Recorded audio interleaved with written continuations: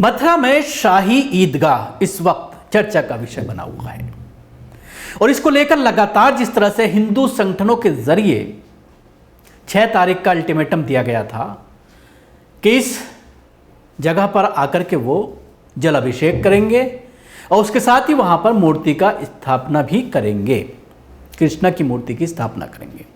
लेकिन अभी परसों आपने देखा होगा, मैंने एक स्टोरी चलाई जिसमें डीएम और एसएसपी की बाइट लगा करके पुलिस के आला अधिकारियों की इंटरव्यू सामने आया और उन्होंने ये कहा कि हमने पूरे इलाके में उस जगह पर रामलीला ग्राउंड में जहाँ पर ये आयोजन होने वाला था एक संस्था के जरिए, हमने उसको परमिशन नहीं दिया। उसके साथ ही धारा 144 पूरे इलाके में लगा दी गई है और इसको बड़े पॉजिटिव वे में सबने लिया और ये भी कहा गया पुलिस के जरिए कि अगर कोई इस पूरे मामले को लेकर भ्रांति फैलाता है, अफवाह फैलाता है, तो उसके खिलाफ भी सख्त कानूनी कार्रवाई की जाएगी।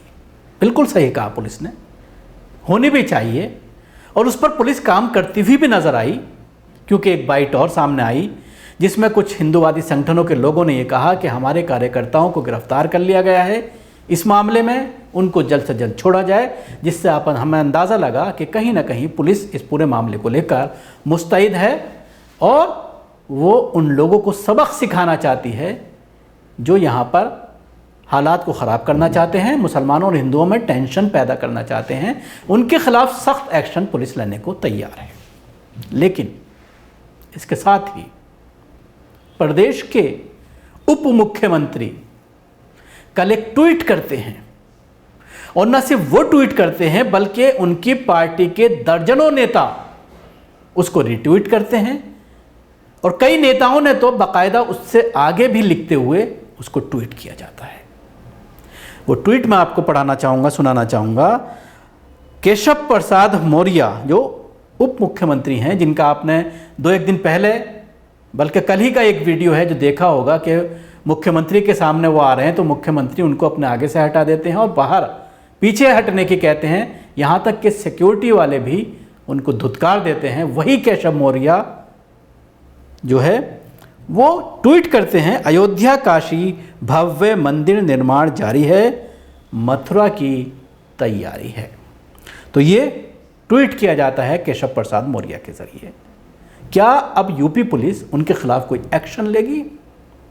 क्योंकि जिस तरह से मैंने पहले भी कहा था कि मजहबी इबादत प्रोटेक्शन बिल जो लाया गया था 91 में नरसिम्हा राव के जरिए, और ये उस बिल में ये प्रावधान है कि 1947 यानी आज़ादी के बाद जो भी इमारत है मजहबी, मंदिर, मस्जिद, गुरुद्वारा और चर्च, इन तमाम मजहबी इमारत को 1947 की कंडीशन में ही रखा जाएगा, उनको बदला नहीं जा सकता, उस पर कोई अपना दावा पेश नहीं कर सकता उसमें। हालांकि बाबरी मस्जिद को ज़रूर अलग रखा गया था।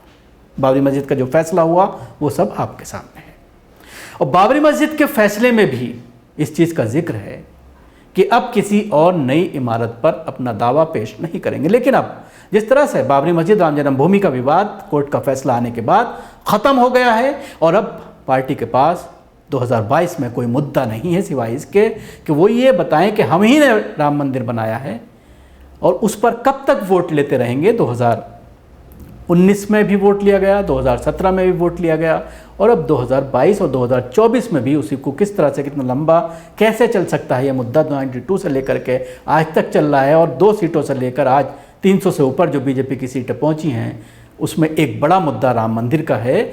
जिस तरह से लाल कृष्ण आडवाणी के जरिए रथ यात्रा निकाली गई थी और उसके बाद लगातार बीजेपी का गिराफ बढ़ता चला गया था, तो जाहिर सी बात है जब ये मुद्दा ख़त्म हो गया है तो नए मुद्दे तलाशने होंगे। तो मैं यही जानना चाहता हूँ उत्तर प्रदेश पुलिस से, क्या केशव प्रसाद मौर्य के खिलाफ कोई एक्शन लिया जाएगा? क्योंकि आपने अपनी बाइट में ये कहा था जो उसको लेकर के भ्रम फैलाता है तो उसके खिलाफ कानूनी कार्रवाई की जाएगी। इस ट्वीट के ऊपर बहुत सारे रिट्वीट आ रहे हैं जिसमें शौकत अली जो उत्तर प्रदेश में AIM के अध्यक्ष हैं वो लिखते हैं, पेट्रोल, डीजल, रसोई गैस, बेरोजगारी, भ्रष्टाचार पर आप काबू नहीं पाइएगा, अब जनता जागरूक है, विकास के मुद्दे पर @BJP यूपी जीत नहीं सकती, मंदिर राग अलापना आपकी मजबूरी है।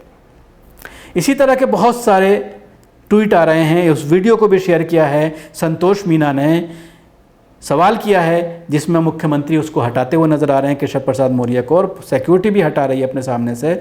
ये आप हो क्वेश्चन मार्क, अगर हो तो हम कड़ी निंदा करते हैं। इन्हें कहीं ना कहीं इस वीडियो के साथ उन्होंने चुटकी लेने की कोशिश की है।